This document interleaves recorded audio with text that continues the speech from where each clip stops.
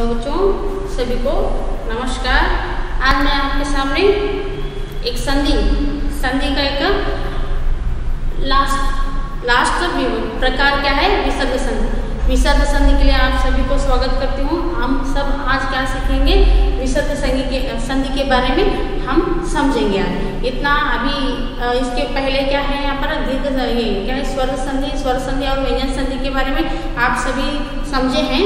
तो आज हम क्या करेंगे, विसर्ग संधि के बारे में जानेंगे। विसर्ग संधि जाने से पहले विसर्ग का अर्थ क्या है, विसर्ग का अर्थ क्या है, विसर्ग किसको कहते हैं, हम क्या करेंगे अभी जानेंगे। ठीक है, विसर्ग संधि का मतलब क्या है, देखो स्वरों अथवा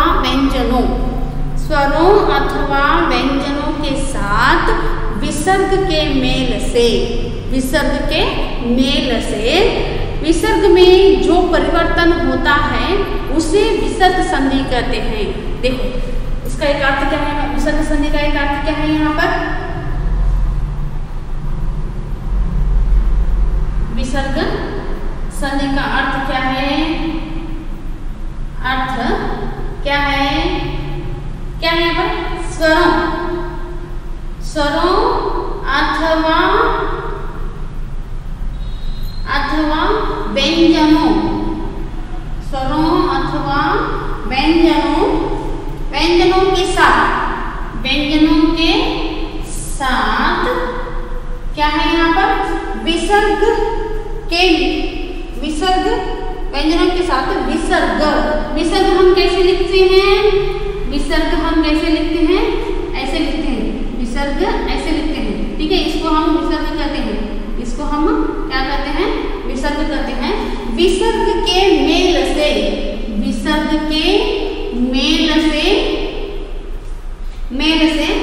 विसर्ग में जो परिवर्तन होता है, विसर्ग में परिवर्तन होता है, जो परिवर्तन होता है उसे हम क्या कहते हैं, विसर्ग संधि कहते हैं। उसे हम क्या कहते हैं यहाँ पर, विसर्ग संधि। इल्लोडी मಕ್ಕಳೇ, ನಾವು ಇವತ್ತಿನ ದಿವಸ ಒಂದು ವಿಸರ್ಗ ಸಂಧಿಯ ವಿಡಿಯೋಗೆ ತಮಗೆಲ್ಲರಿಗೂ ಸ್ವಾಗತ ಮಾಡ್ತೇನೆ। ಇವತ್ತು ನಾವು ವಿಸರ್ಗ ಸಂಧಿಯನ್ನು ತಿಳಿದುಕೊಳ್ಳೋಣ ಮಕ್ಕಳೇ, ಹೌದಾ? ಇವತ್ತಿನ ಒಂದು ವಿಸರ್ಗ ಸಂಧಿ ಅಂದ್ರೆ ಏನು, ವಿಸರ್ಗ ಸಂಧಿ ಅಂದ್ರೆ ಏನು, ವಿಸರ್ಗ ಸಂಧಿ ಅಂದ್ರೆ ಏನು, ಸ್ವರ ಅಥವಾ ವ್ಯಂಜನ, ಸ್ವರಗಳ ಅಥವಾ ವ್ಯಂಜನಗಳ ಜೊತೆಗೆ ವಿಸರ್ಗ ನಾವು ಹೇಗೆ ಕರಿತೀವಿ, ಹೀಗೆ ಎರಡು ಪಾಯಿಂಟ್ಗಳನ್ನ ಕೊಡ್ತೀವಿ, ಅದಕ್ಕೆ ನಾವು ವಿಸರ್ಗ ಅಂತ ಕರಿತೀವಿ, ಹೌದಾ? ಈ ಸ್ವರಗಳ ಅಥವಾ ವ್ಯಂಜನಗಳ ಜೊತೆಗೆ ವಿಸರ್ಗದ ಒಂದು ಕೂಡುವಿಕೆ, ಸೇರುವಿಕೆಯನ್ನ ಏನಪ್ಪ ಅಂದ್ರೆ ನಾವು ವಿಸರ್ಗ ಸೇರ್ತಾವಲ್ಲ, ಅದಕ್ಕೆ ವಿಸರ್ಗದಲ್ಲಿ ಆಗುವಂತ ಒಂದು ಪರಿವರ್ತನೆಯನ್ನ, ವಿಸರ್ಗದಲ್ಲಿ ಏನು ಆಗ್ತಾವಲ್ಲ ಪರಿವರ್ತನೆ, ಅದಕ್ಕೆ ನಾವು ಏನಂತ ಕರಿತೀವಪ್ಪ ಅಂದ್ರೆ ಇಲ್ಲಿ ವಿಸರ್ಗ ಸಂಧಿ ಅಂತ ನಾವು ಕರಿತೀವಿ। ತಿಳಿಯಾಕತ್ತೈತ್ರಿ ಮಕ್ಕಳೇ? ವಿಸರ್ಗ ಸಂಧಿ ಏನ್ರಿ, ಸ್ವರಗಳು ಅಥವಾ ವ್ಯಂಜನಗಳು, ಸ್ವರಗಳ ವ್ಯಂಜನಗಳ ಜೊತೆಗೆ ವಿಸರ್ಗ ಒಂದು ಏನಪ್ಪಾ ಅಂದ್ರೆ ಇಲ್ಲಿ ವಿಸರ್ಗ ಒಂದು ಸೇರ್ಕೊಂಡ ಆ ವಿಸರ್ಗದಲ್ಲಿ ಏನು ಪರಿವರ್ತನೆ ಆಗ್ತದಲ್ಲ ಅದನ್ನ ನಾವು ಏನಂತ ಕರಿತೀವಿ, ವಿಸರ್ಗ ಸಂಧಿ ಅಂತ ನಾವು ಇಲ್ಲಿ ಕರಿತೀವಿ। ओके ना बच्चे, समझ में आ गया? स्वरों अथवा व्यंजनों के साथ, स्वर अथवा व्यंजनों के साथ क्या है, विसर्ग के एक मिल जाने से, हाँ विसर्ग एक मिल जाने से विसर्ग में होने वाले एक परिवर्तन को हम क्या कहते हैं, विसर्ग संधि कहते हैं। ठीक है ना, ये अर्थ मालूम हो गया बच्चों, अर्थ मालूम हो गया? तो हम क्या करेंगे, विसर्ग संधि के कुछ नियम हैं, विसर्ग संधि के कुछ क्या है यहाँ पर नियम है, उन नियमों को हम क्या करेंगे अभी देखेंगे, नियम को क्या करेंगे हम देखेंगे, किसका, विसर्ग संधि का नियमों को हम क्या करेंगे अभी देखेंगे। तो पहला नियम क्या है, विसर्ग के बाद ट ठ आने पर, विसर्ग के बाद ट ठ आने पर विसर्ग का श हो जाता है, विसर्ग का श होता है। समझ में आ रहा है बच्चों? तो यहाँ पर उदाहरण मैं दिखाती हूँ, उदाहरण देखने के बाद आपको क्या हो जाता है, मालूम पड़ता है। उदाहरण देखने के बाद आपको क्या हो जाता है, मालूम पड़ता है। तो उदाहरण क्या है यहाँ पर, उदाहरण यहाँ पर क्या है, श बनने का, धनु, धनु, धनु प्लस टंकार, धनु, धनु प्लस टंकार क्या हो जाता है, धनुष टंकार हो जाता है, धनुष टंकार, धनुष टंकार।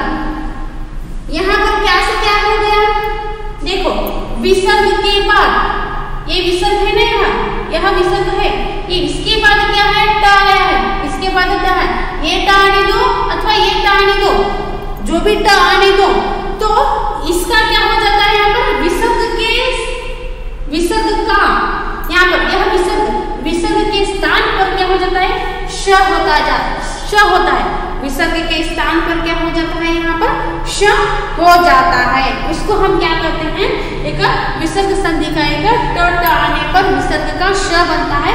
यह विसर्ग संधि का एक पहला नियम है। समझ में आ रहा है? तो ನೋಡಿ ಮಕ್ಕಳೇ, ಇಲ್ಲಿ ನಾವು ವಿಸರ್ಗ ಸಂಧಿ ಅಂದ್ರೆ ಏನಂತ ತಿಳ್ಕೊಂಡ್ರಿ, ಸ್ವರ ಅಥವಾ ವ್ಯಂಜನ ಒಂದು ಜೊತೆಗೆ ಏನಂದ್ರೆ ವಿಸರ್ಗ ಕೂಡಿಕೊಂಡಾಗ, ವಿಸರ್ಗ ಕೂಡಿಕೊಂಡಾಗ ವಿಸರ್ಗದ ವಿಸರ್ಗದಲ್ಲಿ ಆಗುವಂತ ಬದಲಾವಣೆಗೆ ನಾವು ವಿಸರ್ಗ ಸಂಧಿ ಅಂತ ಕರೆಯಲಾಗುತ್ತದೆ. ಹೌದಾ? ಆ ವಿಸರ್ಗ ಸಂಧಿಯ ಒಂದಿಷ್ಟು ನಿಯಮಗಳು ಇಲ್ಲಿ ಬರ್ತಾವ್ರಿ.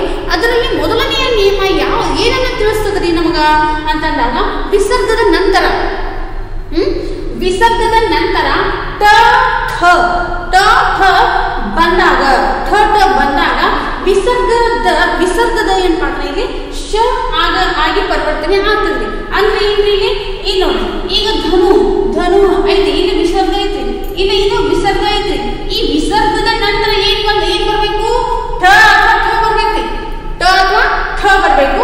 ಆ ಠ ಬಂದಾಗ ವಿಸರ್ಗದ ವಿಸರ್ಗ ಹೋಗಿ, ಈ ವಿಸರ್ಗ ಹೋಗಿ ಏನು ಪರಿವರ್ತನೆ ಆಗ್ತದ್ರಿ, ಇಲ್ಲಿ ಶ ಆಗಿ ಪರಿವರ್ತನೆ ಆಗ್ತೈತಿ. ಇಲ್ಲಿ ಶ ಆಗಿ ಪರಿವರ್ತನೆ ಆಗ್ತೈತ್ರಿ, ಶ ಆಗಿ ಪರಿವರ್ತನೆ ಆಗೈತ್ರಿ. ಹೌದು, ತಿಳಿಯಾಗ್ತದ, ಶ ಆಗಿ ಏನಂದ್ರೆ ಇಲ್ಲಿ ಪರಿವರ್ತನೆ ಆಗೈತಿ. ಹೌದಾ? ಶ ಗೊತ್ತಾಗ್ಲಿಕ್ಕತ್ತದ್ರಿ. ಇದು ಏನಪ್ಪ, ಮೊದಲನೆಯ ಒಂದು ನಿಯಮ. ಇನ್ನು ಎರಡನೆಯ ನಿಯಮಕ್ಕೆ ಹೋಗೋಣ. ಇನ್ನ ನಾವು ಏನ್ ಮಾಡ್ರಿ, ಎರಡನೆಯ ನಿಯಮಕ್ಕೆ ಹೋಗೋಣ. ಎರಡನೇ ನಿಯಮ ಏನನ್ನ ತಿಳಿಸ್ತೈತ್ರಿ ಅಂತ ಅಂದಾಗ, ಇಲ್ಲಿ ನೋಡ್ರಿ, विसर्ग के बाद क्या है यहाँ पर, दूसरा नियम क्या समझाता है यहाँ पर, विसर्ग के बाद, विसर्ग के बाद यदि त या थ आए तो, यदि त या थ आए तो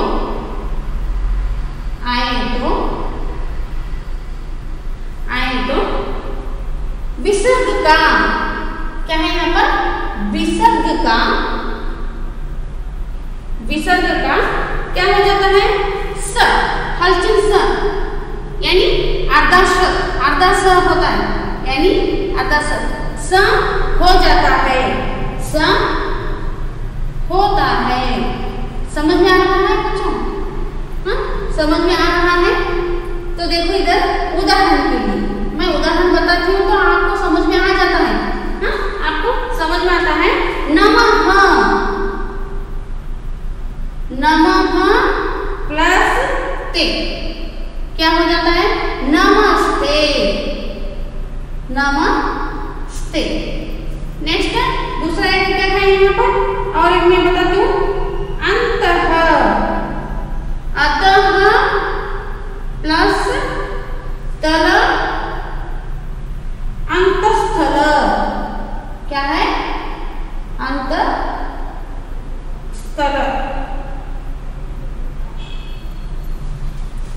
मालूम हो रहा है? विसर्ग के बाद, यहाँ विसर्ग के बाद विसर्ग है ना, यहाँ विसर्ग के बाद त आने दो अथवा त आने दो, त आने दो अथवा थ आने दो।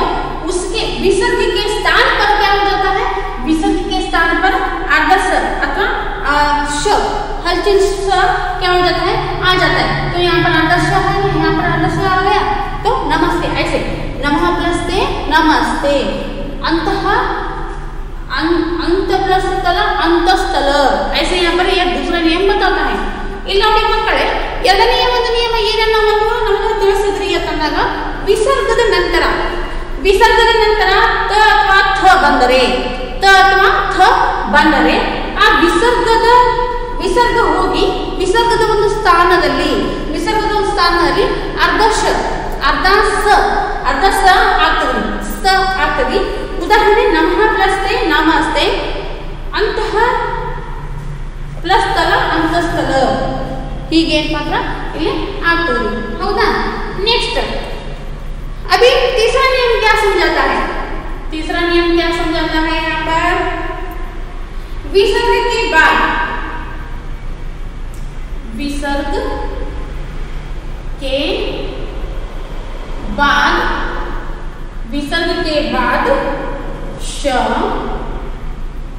श स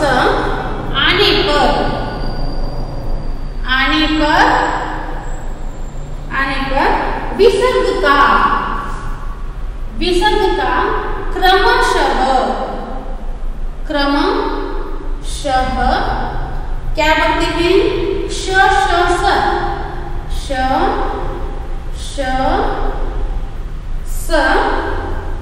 हो जाते हैं, होता है, क्रमशः हो जाता है, होता है, ठीक है। अर्थात विसर्ग का विसर्ग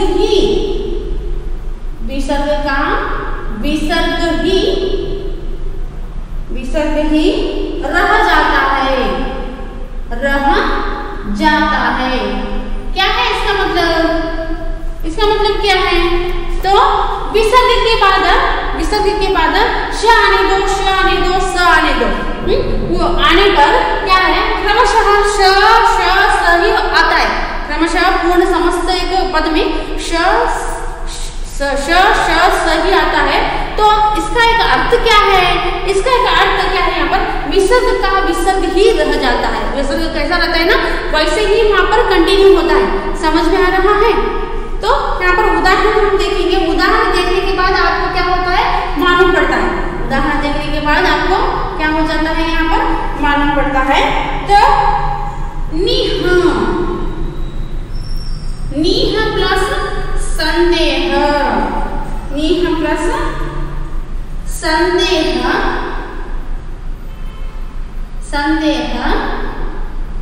क्या हो जाता है?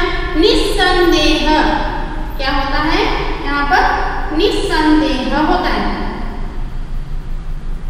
निस्संदेह ऐसे भी हम लिखते हैं, अथवा निस्संदेह ऐसे भी हम लिख सकते हैं। निस्संदेह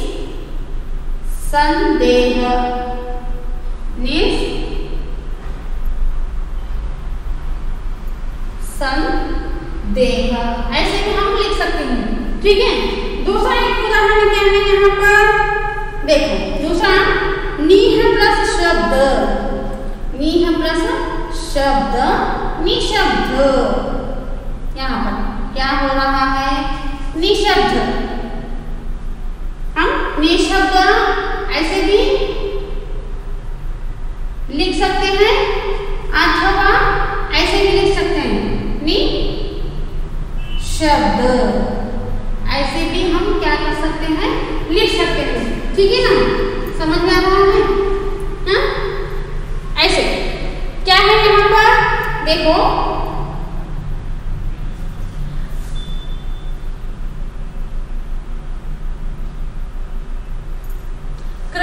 विसर्ग के बाद श आने पर क्रमशः क्या होता है? श होता है। विसर्ग का विसर्ग ही रहता है यहाँ पर है। तो यहाँ पर विसर्ग के बाद श आ गया, तो यहाँ पर विसर्ग का विसर्ग है, नहीं तो स आ गया ना तो श आता है, स आया तो स आता है। इसके ऐसे भी लिख सकते हैं, हम ऐसे भी लिख सकते हैं। विसर्ग के बाद श आ गया तो यहाँ पर ऐसे भी हम लिख सकते हैं, तो ऐसे भी यहाँ पर लिख सकते हैं, ठीक है ना। ಒಂದು ವಿಸರ್ಗ ಸಂಧಿಯ ಮೂರನೇ ನಿಯಮ ಏನು ತಿಳಿಸ್ತದ್ರಿ? ಮೂರನೇ ನಿಯಮ ಏನು ತಿಳಿಸಪ್ಪ ಅಂದ್ರ ವಿಸರ್ಗದ ನಂತರ ಶ ಶ ಸ ಬಂದಾಗ ವಿಸರ್ಗದ ನಂತರ ಅಂದ್ರೆ ವಿಸರ್ಗದ ನಂತರ ಶ ಅಥವಾ ಶ ಬಂದಾಗ ಏನಪ್ಪ ಅಂದ್ರ ಕ್ರಮವಾಗಿ ಶ ಬರ್ತೈತಿ, ಸ ಬರ್ತೈತಿ, ದೊಡ್ಡ ಶನ ಬರ್ತೈತಿ. ಬಂತು ಏನಲ್ಲ ಅದರ ವಿಸರ್ಗ ಆದ್ರೆ ಏನಪ್ಪ ಅಂದ್ರೆ ಇಲ್ಲಿ ವಿಸರ್ಗನ ಏನಪ್ಪ ಅಂದ್ರೆ ಇಲ್ಲಿ ಕಂಟಿನ್ಯೂ ಆಗ್ತದ. विसर्ग ಇಲ್ಲಿ ನಾವು ಬರ್ಬೋದು ಅಂತ ಇಲ್ಲಿ ಕಂಟಿನ್ಯೂ ಆಗ್ತದೆ. ವಿಸರ್ಗ ಹೀಗೆ रहता है, ऐसे ಹೀಗೆ ನಾವು ಬರೀಬಹುದು ಅಥವಾ ಹೀಗೆ ನಾವು ಬರೀಬಹುದು. ತಿಳಿಯಾಗ್ತದ್ರಿ? ಈ ಇದರ ಪ್ರಕಾರ ಏನಪ್ಪ ಅಂತಂದ್ರೆ ನಾವು ನೋಡಿದಾಗ ಸರಿ ಹೋತಾ है, ಇದರ ಪ್ರಕಾರ ನೋಡಿದಾಗ ಹೀಗೆ ಬರೀಬಹುದು, ಇದರ ಪ್ರಕಾರ ನೋಡಿದಾಗ ಹೀಗೆ ನಾವು ಬರೀತೀವಿ, ಇದರ ಪ್ರಕಾರ ನೋಡಿದಾಗ ನಾವು ಹೀಗೆ ಬರೀತೀವಿ. ಗೊತ್ತಾಗತೈತ್ರಿ? ತಿಳಿಯಾಗ್ತೈತಿ? ಅದೇನಲ್ಲ ಈ ಮೂರನೇ ನಿಯಮ ಹೀಗೆ ಒಂದು ತಿಳಿಸ್ತದ. ಅದೇ ರೀತಿಯಾಗಿ ನಾಲ್ಕನೇ ನಿಯಮ ಏನು ತಿಳಿಸ್ತದ್ರಿ? ನೋಡಿ,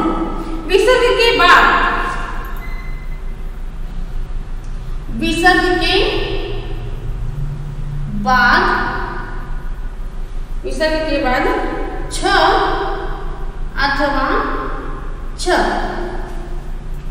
आए तो क्या हो जाता है? विसर्ग का श हो जाता है. विसर्ग का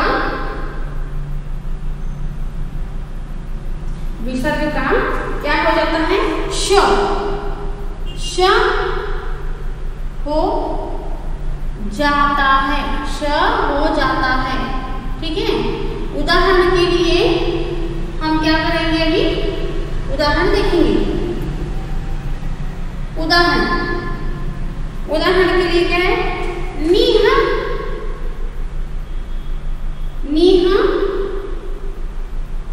नीह प्लस चय, नीह प्लस चय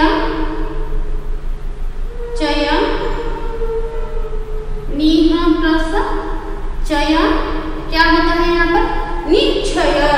क्या होता है? निश्चय. नीह प्लस चय निश्चय ऐसे हो जाता है. अभी एक दो उदाहरण में अभी देती हूँ तो ये समझेंगे आप. पहले ನೋಡಿ ಮಕ್ಕಳೇ, ನಾಲ್ಕನೇ ನಿಯಮ ಏನು ತೋರಿಸಿದ್ರಿ? ವಿಸರ್ಗಕ್ಕೆ ಬಾದ್ ಅಂದ್ರೆ ವಿಸರ್ಗದ ನಂತರ ಛ ಮತ್ತು ಛ ಬಂದ್ರೆ ಏನಪ್ಪ ಅಂದ್ರೆ ವಿಸರ್ಗ ಏನಾಗ್ತೈತಪ್ಪ ಅಂದ್ರೆ ವಿಸರ್ಗ ಹೋಗಿ ಏನಾಗ್ತೈತಿ? ಶ ಆಗಿ ಪರಿವರ್ತನೆ ಹೋದ್ರು. ವಿಸರ್ಗ ಹೋಗಿ ಏನಪ್ಪ ಅಂದ್ರೆ ಇಲ್ಲಿ ವಿಸರ್ಗ ಹೋಗಿ ಶ ಆಗಿ ಪರಿವರ್ತನೆ ಮಾಡ್ತದೆ. ಉದಾಹರಣೆಗಾಗಿ ಇಲ್ಲಿ ನಾವು ನೋಡ್ತೀವಿ. ನಾವು ಇದು ಏನಪ್ಪ ಅಂದ್ರೆ ವಿಸರ್ಗ ಐತ್ರಿ, ಇಲ್ಲಿ ವಿಸರ್ಗ ಐತಿ. ಈ ವಿಸರ್ಗ ಏನಪ್ಪ ಅಂತಂದ್ರೆ ಇಲ್ಲಿ ವಿಸರ್ಗ ಮುಂದೆ ಛ ಬಂದಾಗ ಇಲ್ಲಿ ಶ ಆಗಿ ಪರಿವರ್ತನೆಗೊಳ್ತದ. ನೀ ಪ್ಲಸ್ ಛ ನಿಶ್ಚಯ ಅಂತ ಹೇಳಿ. ಹೌದಾ? ನೆಕ್ಸ್ಟ್ ನೋಡ್ರಿ. ಇಲ್ಲಿ ನೋಡ್ರಿ ಏನ್ ನೋಡ್ರಿ ಇಲ್ಲಿ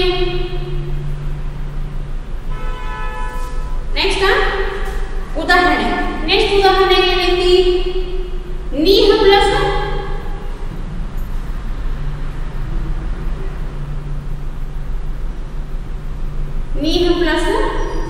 चेष्ट, निचेष्ट, निश्चेष्ट,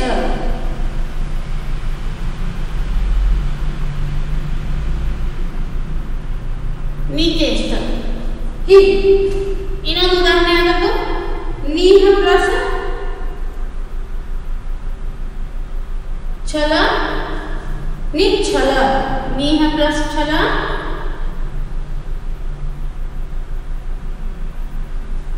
निच्छल. ऐसे यहाँ पर क्या हो जाता है? एक चारवा नियम बताता है. ಹೀಗೆ ನಾಲ್ಕನೇ ನಿಯಮ ಗೊತ್ತಾಗ್ತದೆ. ವಿಸರ್ಗದ ನಂತರ ಛ ಬಂದ್ರೆ ಅಥವಾ ಛ ಬರಲಿ, ವಿಸರ್ಗದ ನಂತರ ಏನಪ್ಪ ಅಂದ್ರೆ ಛ ಅಥವಾ ಛ ಬರಲಿ, ಛ ಅಥವಾ ಬರಲಿ, ಆ ವಿಸರ್ಗದ ಏನಾಗ್ತೈತಪ್ಪ ಅಂದ್ರೆ ಇಲ್ಲಿ ಶ ಆಗ್ತೈತಿ. ವಿಸರ್ಗದ ಏನಾಗ್ತೈತ್ರಿ ಇಲ್ಲಿ ಶ ಆಗಿ ಪರಿವರ್ತನೆಗೊಳ್ಳುತ್ತೈತಿ ಅಂತ ನಾವು ತಿಳ್ಕೊಬಹುದು. ಈ 5ನೇ ನಿಯಮ ಏನ್ ತಿಳ್ಕೊತದ?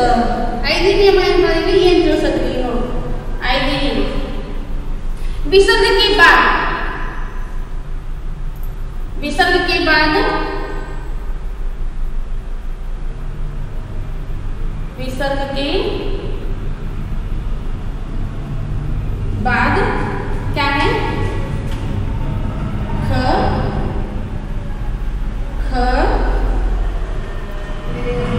प, फ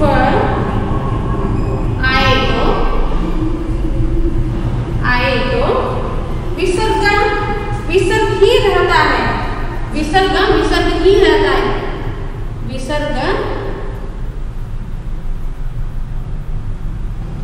विसर्ग विसर्ग विसर्ग ही, विसर्ग का विसर्ग ही रहता है। उदाहरण क्या है यहाँ पर? या क्या बन जाता है? विसर्ग ही रहता है या श हो जाता है, या श हो जाता है। क्या है यहाँ पर? देखो विसर्ग के बाद क आने दो, क आने दो, प आने दो, फ आने दो। ये विसर्ग के बाद इन चारों में कोई भी एक अक्षर आने दो। एक एक समय में क्या होता है? विसर्ग विसर्ग ही रहता है, नहीं तो श में बदलता है, नहीं तो श में क्या हो जाता है? यहाँ पर बदलता है। समझ में आ रहा है? तो उदाहरण के लिए यहाँ पर देखो, उदाहरण यहाँ पर हम देखा गया तो अंतः, अंतः प्लस करण क्या हो जाता है? प्लस करण, अंतःकरण, अंतःकरण।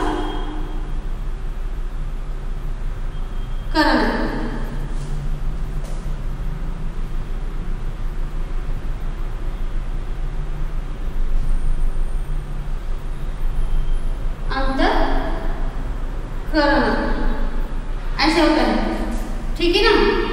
अंतःकरण। नेक्स्ट दुह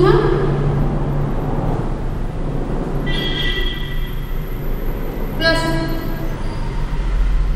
दुह प्लस ख, दुह प्लस ख क्या होता है? दुख, दुख।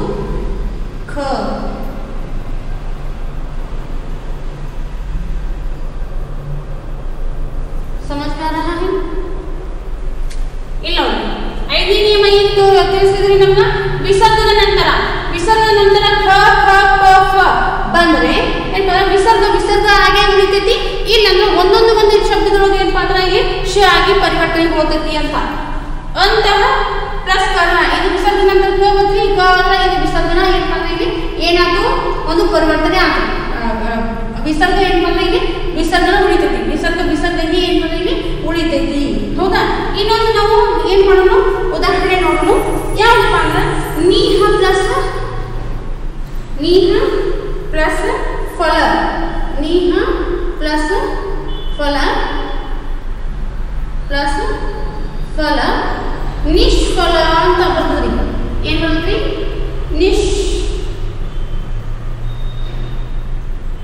ನಿಷ್ಫಲ. ಇಲ್ಲಿ ನೋಡಿ ಏನು ಹೇಳಾಗ್ತೈತಿ ಈಗ? ಇದ್ರ ಮುಂದೆ ನೀವು ಏನಪ್ಪ ಯಾವ್ದಾವ್ದು ಬಂದ್ರಾಗ ವಿಸರ್ಗ ವಿಸರ್ಗ ಇರ್ತೈತಿ, ಆ ಮಾತು ಅದ್ರ ಮುಂದೆ ಏನ್ ಬರ್ತೈತಿ? ಶ ಬರ್ತೈತಿ ಅಂತ ಹೇಳಿ. ಇದು ವಿಸರ್ಗ ವಿಸರ್ಗ ಐತ್ರಿ, ವಿಸರ್ಗ ವಿಸರ್ಗನ ಐತಿ. ಹೌದಾ?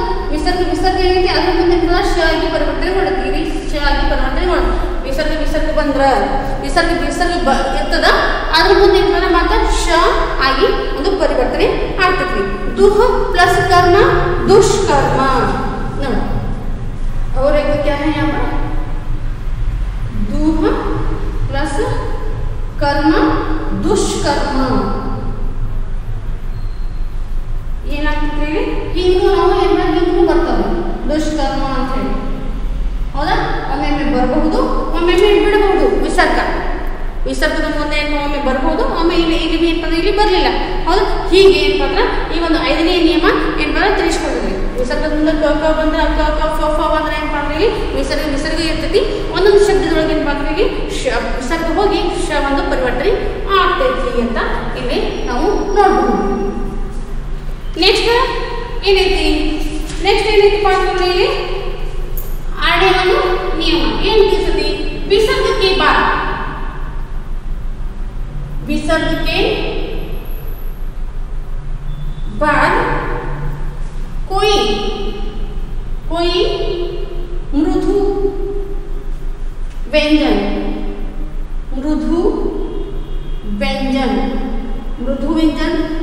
ಅಂದ್ರೆ ಏನಪ್ಪ ಅಂತಂದ್ರೆ ಇಲ್ಲಿ ಯಾವ ಮೃದು ವ್ಯಂಜನ ಬರ್ತಾವ? ಘ ಯ झ झ य ढ ढ न ध ध न भ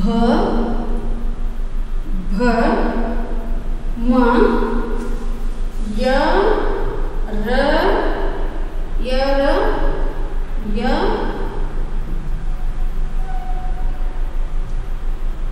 य र ल व ह य र ल व ह हो तो विसर्ग का क्या हो जाता है? विसर्ग का क्या बन जाता है? र हो जाता है, र बनता है, र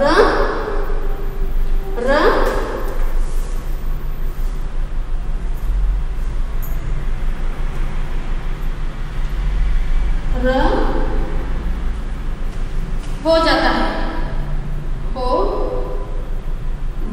है, यहाँ पर क्या है? यहाँ पर देखो विसर्ग के बाद मृदु व्यंजन एक घ ञ और क्या है? झ ज झ ञ ट ड न त ध न प भ भ म य र ल ह हो तो विसर्ग का क्या हो जाता है? यहाँ पर र में परिवर्तन हो जाता है। उदाहरण के लिए यहाँ पर क्या है? उदाहरण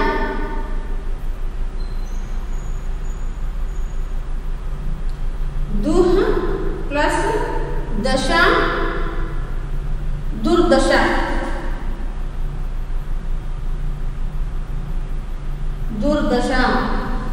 नेक्स्ट दुह प्लस बल क्या है? दुर्बल, क्या है? दुर्बल। ऐसे दुह प्लस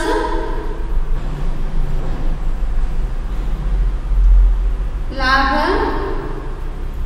दुर्लभ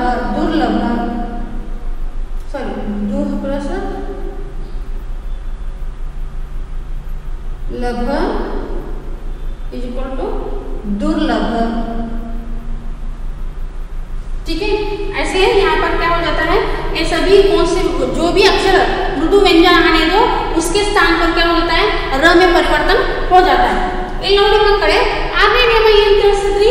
ವಿಸರ್ಗದ ನಂತರ ಏನಪ್ಪ ಅಂದ್ರೆ ಮೃದು ವ್ಯಂಜನಗಳಾದ ಘ ಘ ಯ ಜ ಜ ಯ ಡ ಢ ನ ಧ ಧ ನ ಬ ಭ ಮ ಯ ರ ಲ ವ ಹ ಯು ಬಂದ್ರೆ ವಿಸರ್ಗದ ಏನು ಪರಿವರ್ತನೆ ಆಗ್ತೈತಿ? ರ ಒಳಗಾಗಿ ಪರಿವರ್ತನೆ ಆಗ್ತೈತಿ. ಇಲ್ಲಿ ನಾವು ಉದಾಹರಣೆಯನ್ನ ನೋಡಬಹುದು. ಉದಾಹರಣೆ ಏನು ನೋಡಬಹುದು? ಈ ವಿಸರ್ಗದ ನಂತರ ಧ ಬಂದಿದೆ, ವಿಸರ್ಗದ ನಂತರ ಧ ಬಂದತಿ, ಆಮೇಲೆ ಬ ಬಂದತಿ, ಆಮೇಲೆ ಡ ಬಂದತಿ. ಹೌದಾ? ಈ ಒಂದು ಏನು ವಿಸರ್ಗದ ನಂತರ ಏನು ಇಲ್ಲಿ ಈ ಎಲ್ಲ ಮೃದು ವ್ಯಂಜನಗಳು ಯಾವ್ದಾದ್ರು ಬಂದ್ರೆ ಅದಕ್ಕೆ ನಾವು ಏನು ಪರಿವರ್ತನೆ ಆಗ್ತದೆ? ಇಲ್ಲಿ ರ ಆಗಿ ಪರಿವರ್ತನೆ ಆಗ್ತದೆ. ದುಹ ಪ್ಲಸ್ ದಶ ದುರ್ದಶ, ದುಹ ಪ್ಲಸ್ ಬಲ ದುರ್ಬಲ, ದುಹ ಪ್ಲಸ್ ಲಭ ದುರ್ಲಭ ಅನ್ನುವಂಥ ಒಂದು ಪರಿವರ್ತನೆ ಇಲ್ಲಿ ಆಗ್ತದೆ. ಹೌದಾ? ಈಗ ಕೊನೆಯದಾಗಿ ಇನ್ನೊಂದು ಏನು ಮಾತ್ರ ಇಲ್ಲಿ ನಿಯಮವನ್ನು ತಿಳಿಸ್ತೀನಿ. ಈ ಒಂದು ಕೊನೆ ನಿಯಮ ಈ ರೀತಿ ವಿಸರ್ಗದ ನಂತರ ಇಲ್ಲಿ ಏನು ಬರ್ತದೆ? ಸಾರಿ, ವಿಸರ್ಗಕ್ಕೆ पूर्व ई ह्रस्व ई हो तथा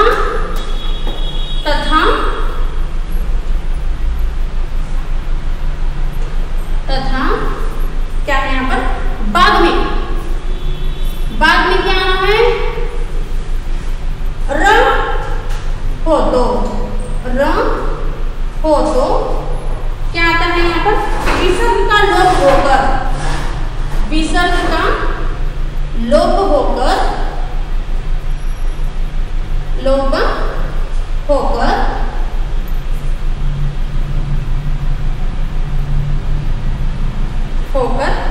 क्या हो जाता है यहाँ पर?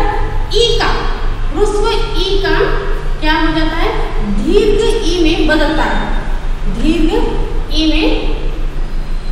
बदलता है, समझ में आ रहा है? क्या है यहाँ पर? एक सातवां नियम क्या बनाना है? विसर्ग से पूर्व क्या है यहाँ पर? ह्रस्व ई आ गया, हाँ ह्रस्व ई आ गया तो यहाँ पर क्या है? उसके बाद यहाँ पर र आ गया, दूसरा एक शब्द र आ गया तो विसर्ग का क्या हो जाता है? यहाँ पर लोप होकर ह्रस्व ई जाकर दीर्घ ई में बदलता है। उदाहरण आपको मालूम हो गया तो समझ में आता है। उदाहरण देखो यहाँ पर क्या है? नीह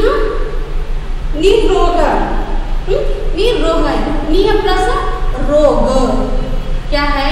नीह प्लस रोग निर्रोग ऐसे यहाँ पर आता है, ठीक है। नेक्स्ट नीह प्लस रुजता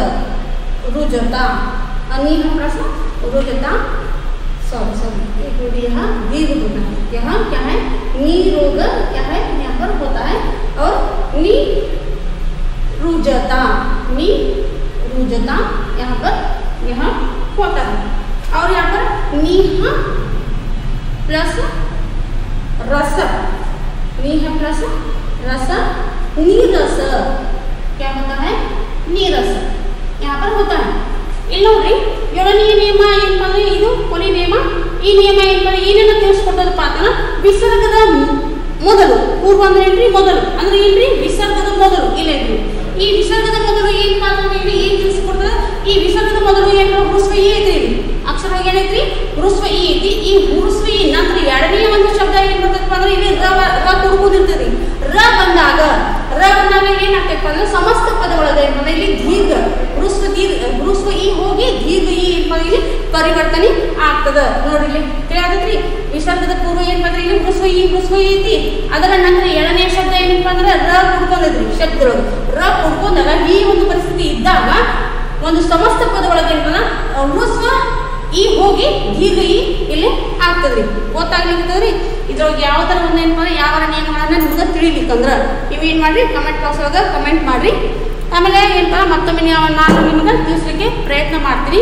ಇಲ್ಲಿಗೆ ಏನಪ್ಪ ಸಂಧಿಯ ಒಂದು ವ್ಯಾಕರಣ ಭಾಗ ಅಂತ ಇಲ್ಲಿಗೆ ಪೂರ್ಣ ಮುಕ್ತಾಯವಾಯಿತು. ಈ ಸಂಧಿ ಒಳಗ ಏನಪ್ಪ ಅಂದ್ರೆ ಇಲ್ಲಿ ಸ್ವರ ಸಂಧಿ, ವ್ಯಂಜನ ಸಂಧಿ, ವಿಸರ್ಗ ಸಂಧಿ ಈ ಮೂರು ಏನಪ್ಪ ಪ್ರಕಾರಗಳು ಏನಪ್ಪ ಏನಾಗಬೇಕು ಅಂತ ಇಲ್ಲಿ ಒಂದು ಮುಕ್ತಾಯ ಒಂದು ಆಯ್ತು. ಈ ಒಂದು ಏನಪ್ಪ ಏನು ಹೇಳ್ತೀವಿ ಅಂದ್ರೆ ನೀವು ಕಮೆಂಟ್ ಬಾಕ್ಸ್ ಅಲ್ಲಿ ಕಮೆಂಟ್ ಹಾಕಿ. ಇವೆಲ್ಲ ಏನಪ್ಪ ವ್ಯಾಕರಣ ಭಾಗದಲ್ಲಿ ನೀವೇನು ಮಾಡ್ಬೇಕಪ್ಪ ಅಂದ್ರೆ ಒಂದು ಬರುತ್ತೆ ಬೇಕು. ಪ್ರತಿಯೊಂದು ನಿಯಮದ ಪ್ರಕಾರ ಏನು ಮಾಡಬೇಕು? 5 ಒಂದು ಉದಾಹರಣೆಗಳನ್ನು ನೀವು ಏನು ಮಾಡಿರಿ? ಬರೀಲಿಕ್ಕೆ ಪ್ರಯತ್ನವನ್ನು ಮಾಡಿರಿ. ಎಲ್ಲರಿಗೂ ಧನ್ಯವಾದ.